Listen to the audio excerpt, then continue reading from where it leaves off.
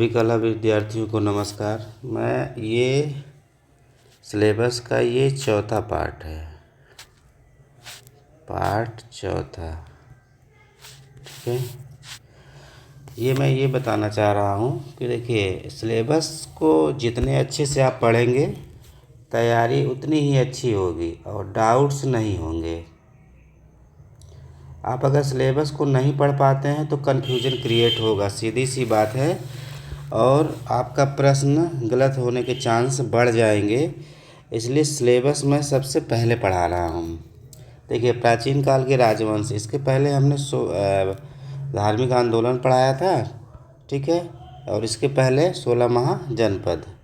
ठीक है, 16 महाजनपद में आप जानते ही हैं बहुत सारे जनपद हुए थे, उन्हीं से संबंध था किसका? भगवान बुद्ध का संबंध रहा है, और जो है महावीर स्वामी जी का संबंध रहा है। तो इसके बाद हम लोग शुरू करते हैं प्राचीन कालीन राजवंश। जैसे ये देखिए, हर्यक वंश, मगध वंश, मौर्य वंश, शुंग वंश, कर्ण वंश, सातवाहन वंश। देखिए, बहुत स्पष्ट, एकदम क्लियर। हाँ, डेट में इधर उधर हो सकता है, मैं ये नहीं कहता हूँ कि फैक्ट डेट है। अलग अलग डेट्स इतिहास में मिलते हैं, उसी के आधार पे हम लोग पढ़ते हैं। और चित्रकला का डेट थोड़ा दूसरा होता है, वो चित्रकला के अध्ययन के अनुसार चित्रकला के डेट्स होते हैं। शक हुए, पर्शियन हुए, कुषाण हुए, गुप्त, वाकाटक, हूण और वर्धन। ये इतने राजवंशों के बारे में हम लोगों को पढ़ना है। सबसे शक्तिशाली राजवंश कौन था? मगध साम्राज्य, आपको पता होगा, का संबंध बिहार से है। देखिए, क्या सबसे पहले क्या पढ़ेंगे? यहाँ के सांस्कृतिक कल्चर को हम लोग ध्यान देंगे। जैसे जो भी कल्चर रहा होगा उसी के आधार पे चित्रकला, साहित्य भी उसी पर आधारित होगा। तो यहाँ पे देखिए, पहला मगध में फारसी ईरानी आक्रमण हो रहा है। अगर बाहरी आक्रमण होगा तो कहीं ना कहीं बदलाव होगा। फिर मौर्य वंश में यूनानी आक्रमण हो रहा है, सिकंदर का आक्रमण बहुत इम्पोर्टेंट है। और आप लोग ये भी जानते हैं कि भारत में जो लोग भी रहते थे उन्हें इतिहास लेखन की परंपरा का ज्ञान नहीं था। सिकंदर के साथ ही हेरोडोटस इतिहासकार आया था, जिसके बाद भारत में इतिहास लिखने की परंपरा की शुरुआत होती है। ठीक है, अब यहाँ पे एक ये भी शक वंश है ना, ये भी आक्रमणकारी थे। ये पर्शियन, पहलव जिसको बोलते हैं, ये भी आक्रमणकारी थे। ठीक है, आए और यही रह गए। कुषाण ये भी आक्रमणकारी थे, इसलिए कुषाण राजवंश हम लोग पढ़ते हैं। गुप्त, वाकाटक। ठीक है, ये क्या हुआ कि हम लोग पढ़े हैं क्या? ये आक्रमण पढ़े हैं।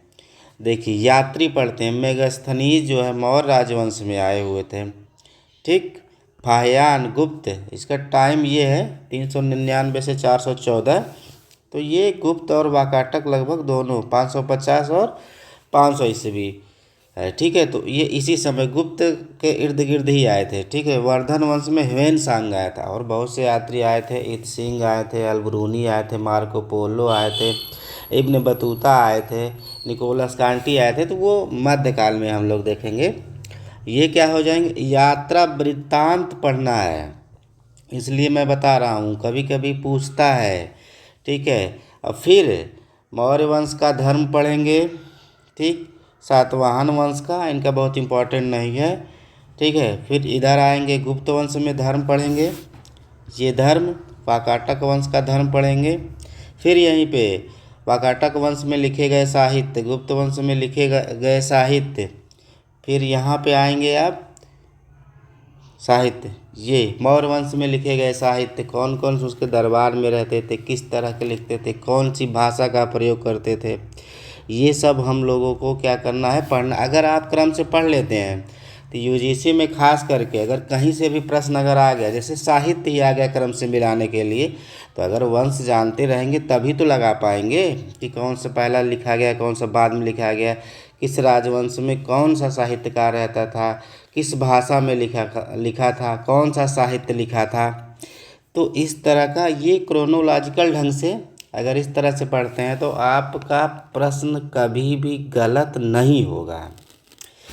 ये मेरी जिम्मेदारी है। अगर इस तरह से आप पढ़ते हैं, अगर आपसे गलती हो जाए और ऐसे पढ़ने से आपके सलेक्शन 1 या 2 बार में ही हो जाएंगे। अगर आपकी तैयारी हो जाती है तो सलेक्शन 100% हो जाएगा। अब यहाँ पे आते हैं, देखिए इसलिए मैंने पूरा ये थोड़ा सा पढ़ाने में आसान होता है, लिखने में ज़्यादा टाइम वीडियो लंबा बन जाता, तो ये इस तरह से मैंने लिख दिया है तो समझाने में आसानी होगी। जैसे अब क्या पढ़ना है हम लोगों को, जैसे भारत में स्तूप, मौर्य वंश में मौर्य काल में जितने स्तूप 84,000 स्तूपों का निर्माण हुआ था। अलग अलग राज्य में, अलग अलग ज़िले में, अलग अलग नदी के किनारे अलग अलग लोगों ने खोजा, अलग अलग डेट्स। ठीक है, स्तूप में क्या पढ़ना है, देखिए किस राज्य में है, 1 मिनट, ठीक है। देखिए राज्य हो गया, अगर जिला है तो जिला हो गया, नदी के किनारे है तो वो हो गया, खोज का सन हो गया, खोजकर्ता हो गया, और उस स्तूप की विशेषता हो गई। ठीक है, स्तूप में आप समझिए, स्तूप का निर्माण किसी और ने कराया, तोरण द्वार किसी और ने कराया है, वेदिका किसी और ने बनाई है, तो ये भी आपको ध्यान रखना, ये पूरा अलग अलग है। यहाँ पे स्तूप पढ़ लोगे मौर्य वंश में। ठीक है, मौर्य वंश के स्तूप के बाद हम लोग पढ़ेंगे, अगर शुंग वंश का भी स्तूप में योगदान है तो वो भी पढ़ेंगे, सातवाहन वंश में है तो वो भी पढ़ेंगे। ठीक, ये स्तूप हम लोगों को पढ़ना है। बहुत सारे स्तूप हैं, जैसे सांची है, सांची स्तूप, भरहुत स्तूप, अमरावती स्तूप, नागार्जुन कोंड स्तूप, और उधर आपका महाराष्ट्र में जो है कि ढेर सारे हैं छोटे छोटे, कारले की गुफा। ठीक है, ये गुफा हो जाएगी। तो इस तरह का हम लोग को क्या पढ़ना है, स्तूप पढ़ना है। ठीक है, यहाँ तक ये आप आएंगे कहाँ तक, गुप्त तक स्तूप पढ़ेंगे हम लोग। ठीक है ना, जैसे सारनाथ स्तूप है तो गुप्त वंश तक, यहाँ से मौर्य वंश से लेकर जिसका जिसका जो भी स्तूप में योगदान है वो हम लोग पढ़ेंगे। स्तूप के बारे में भी पढ़ेंगे, स्तूप कितने प्रकार के होते हैं, स्तूप कैसे बनाए जाते हैं, उसका मुख्य भाग क्या होता है, सबसे महत्वपूर्ण भाग क्या होता है, और उस स्तूप की तोरण द्वार पे जो आकृतियाँ बनाई गई हैं वो किस शैली की बनाई गई हैं। कहने का मतलब वो बनाया होगा उस कल्चर के हिसाब से, जिस वंश में जौन सा कल्चर रहा होगा उसी की तो चित्रकारी हुई होगी। इससे पढ़ने से, ये कल्चर पढ़ने से ही आपको पता चलेगा चित्रकला के बारे में। स्तूप पढ़ने के बाद आइए, स्तूप हो गया, फिर मौर्य वंश में हम लोग जोगीमारा गुफा भी पढ़ेंगे। आपको पता ही होगा जोगीमारा महत्वपूर्ण है, अतः ही जैन धर्म से संबंधित है। सोचिए, मौर्य वंश के राजा बौद्ध धर्म के अनुयायी थे, लेकिन गुफा जैन धर्म की बनी है। ठीक है, तो भिन्नता मिलती रहती है, भारत में आज भी भिन्नता दिखाई देती है हर जगह। ठीक है, फिर आएंगे हम लोग कुषाण राजवंश। कुषाण राजवंश में मूर्तिकला पढ़ेंगे। मूर्तिकला में गांधार कला और मथुरा कला।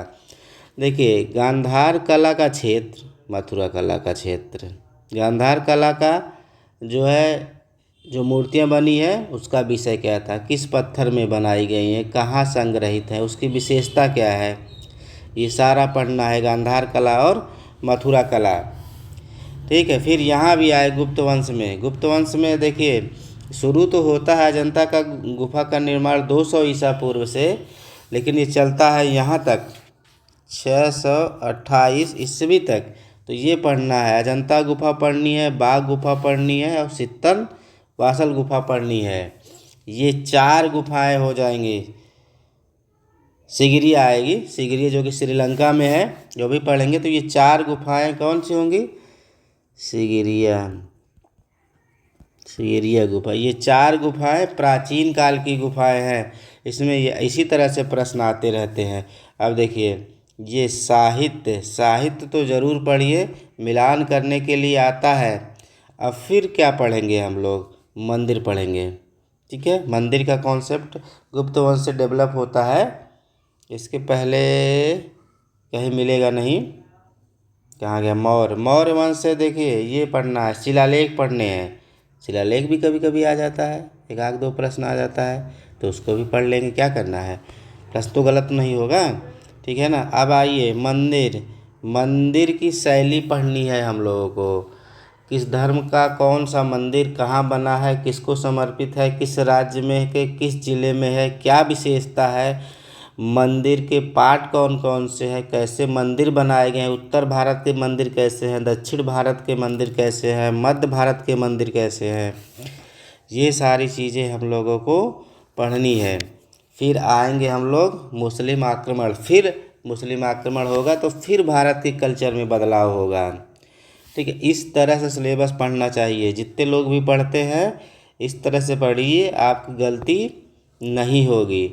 फिर मुस्लिम आक्रमण के बाद मध्यकाल के राजवंश सिलेबस पार्ट 5 पढ़ेंगे हम लोग। एक साथ में भी पढ़ा सकता हूँ, लेकिन इस तरह से आप थोड़ा थोड़ा पार्ट करके पढ़ेंगे तो समझ में आएगा। फिर एक वीडियो में ऐसा बताऊँगा जिसमें से देखिए, जैसे प्राचीन राजवंश है, अब जैसे यहाँ अजंता गुफा का प्रभाव चला जाएगा मध्यकाल में, कहाँ, पाल शैली में। ठीक, कहाँ गया, सित्तरवासन का गुफा जैन शैली चला जाएगा, ये ट्रांसफ़र होता रहेगा। फिर यहाँ पे क्या हुआ था, देखिए मैं ये भी पढ़ाऊँगा कि देखिए पाषाण काल जब हम लोग पढ़े तो कहाँ, शिला, चट्टान, गुहा, दरियाओं में चित्रण हुआ। ठीक, और फिर देखिए प्राचीन काल में क्या हुआ रहा है, फिर चट्टानों पर, गुफाओं पर म्यूरल चित्र बन रहे हैं। फिर मध्यकाल आएंगे, फिर बदलाव हो, धरातल का बदलाव होगा। ये मैं मतलब कहने का मतलब ये है, मैं क्या बताऊंगा,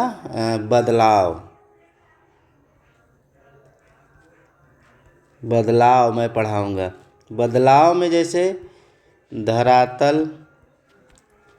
रंग, विषय, विशेषता, ये मैं पढ़ाऊंगा पूरा, यहाँ से लेके प्रागैतिहासिक काल से लेके मध्यकाल तक। ठीक है, क्या क्या बदलाव हुए हैं, जैसे धरातल में भी बदलाव हुआ, रंग में भी बदलाव हुआ, विषय में भी बदलाव हुआ, विशेषता में भी बदलाव हुआ। ठीक है, और क्या नई चीज़ें आई हैं, नया क्या आया है कला में, पहले क्या था। अब जैसे हम लोग पढ़ते हैं ना, वो क्या बोलते हैं उसको, ये आभा मंडल की शुरुआत कहाँ हुई, कहाँ कहाँ से कहाँ कहाँ ट्रांसफ़र होकर कहाँ पहुँची। ठीक है, धरातल में कहाँ कहाँ बदलाव हुआ। ठीक, तो ये मेरा चित्रकला सिलेबस का ये चौथा पार्ट है। इसको ज़रूर पढ़िए, ढेर सारी चीज़ें समझ में आ जाएंगी। और आप अगर ऐसा पढ़ते हैं तो कन्फ्यूजन नहीं होगा। आज के लिए इतना ही, धन्यवाद।